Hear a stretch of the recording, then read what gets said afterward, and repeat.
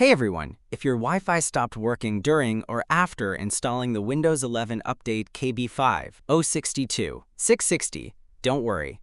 This is a known issue, and I'll walk you through a quick and effective fix step by step.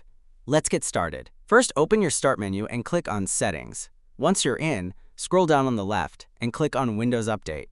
Now look for the Pause Updates section and select Pause for 1 week. This will temporarily stop further updates from being installed, giving Microsoft time to fix the issue with this specific update. Now go ahead and close the Settings window. Next, open your Start menu again and type in Device Manager. Click to open it. Now expand the section that says Network Adapters. Here, find your Wi-Fi adapter. It might be labeled something like Intel Wireless, Realtek, or Qualcomm. Right-click on your Wi-Fi adapter and choose Uninstall device.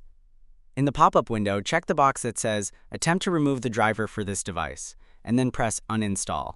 Now simply restart your computer. Windows will automatically detect the missing Wi-Fi adapter and reinstall the latest stable driver for you. Once your PC is back on, check your Wi-Fi. It should be working again.